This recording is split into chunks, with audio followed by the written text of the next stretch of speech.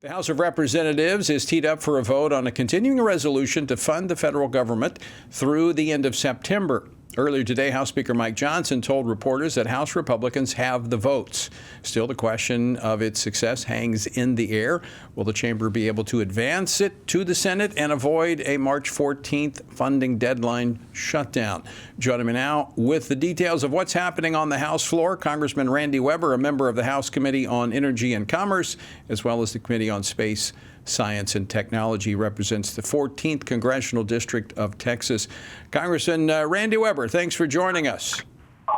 Hey, thanks, Tony. Thanks for having me. All right, so what is the latest as we're listening and watching the debate on the CR on the House floor? Well, we're watching them drag this out, Tony. It's unbelievable how bad the Democrats hate this. I mean, they have just pulled out all the stops. Anytime you talk about cutting waste, spending, and abuse, you would think that for Americans, politicians, or anywhere they were, waste, abuse, waste, fraud, and abuse is a bad thing. But apparently, Tony, the Democrats want to keep it status quo. Well, this bill, as we discussed yesterday, overall about a $7 billion cut in the spending. I mean, that's obviously a step in the right direction, but doesn't go as far as many want to go. But getting the continuing resolution forward allows the focus on the reconciliation process, which is where we will see, I think, the significant policy changes as well as some of the more significant cuts. Correct? That is correct, Tony. And let us not forget, too, that this is part of President Trump's agenda.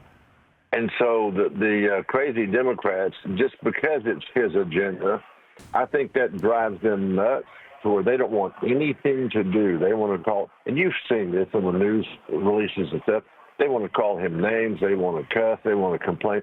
They want to make all kinds of accusations like we're cutting welfare, we're cutting Social Security, we're cutting all this stuff. And none of that is true.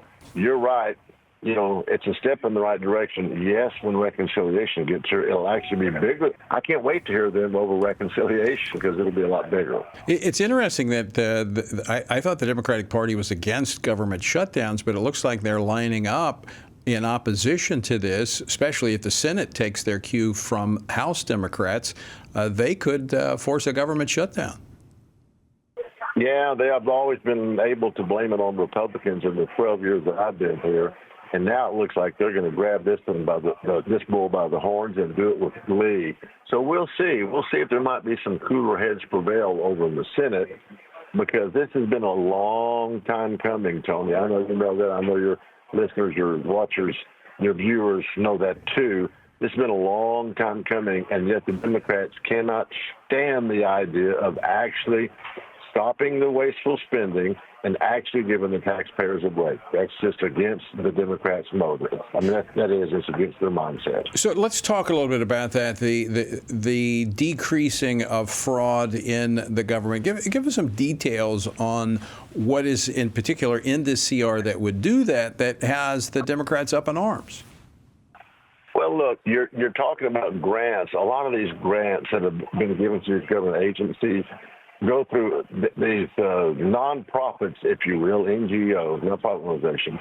They hand out portions of their grants to organizations below them that aren't even qualified to take these grants.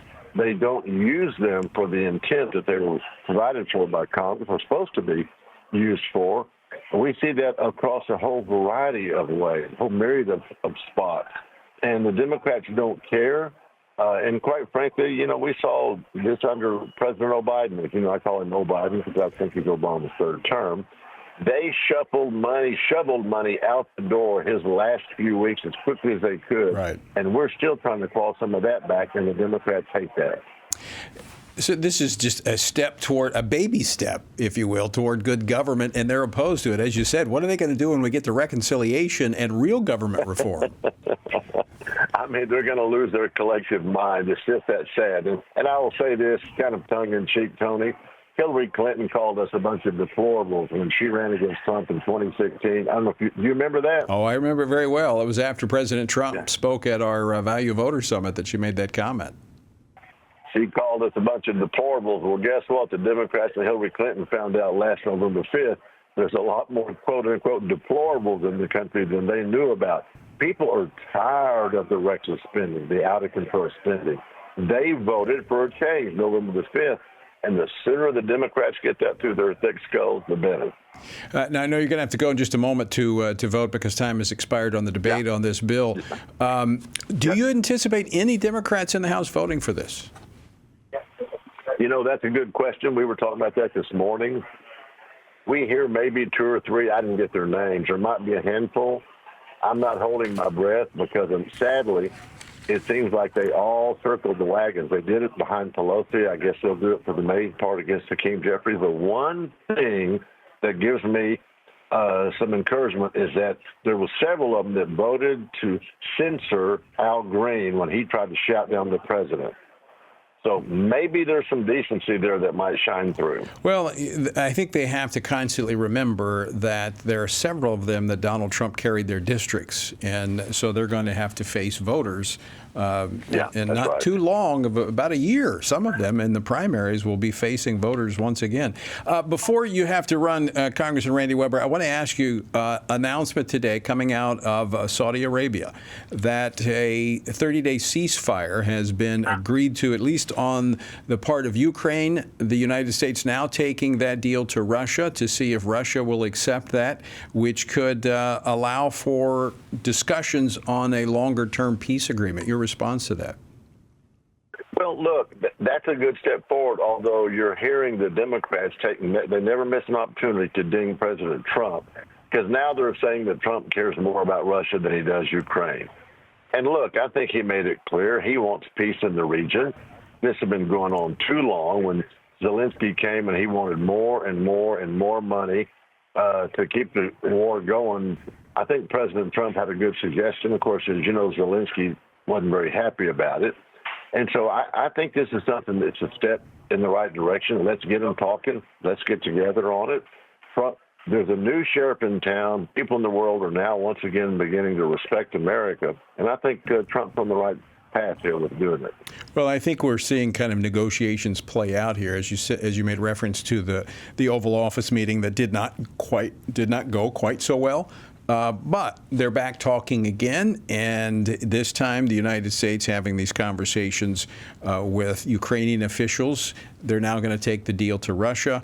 And this, by the way, I think this restarts the support and aid to Ukraine that the Trump administration had cut off. So who knows? Maybe this may lead to a positive outcome. That's right. Stay tuned. Yeah. All right, Congressman Randy Weber, always great to talk with you. Thanks so much for joining us today. Thanks for having me on, Tony. Y'all take care.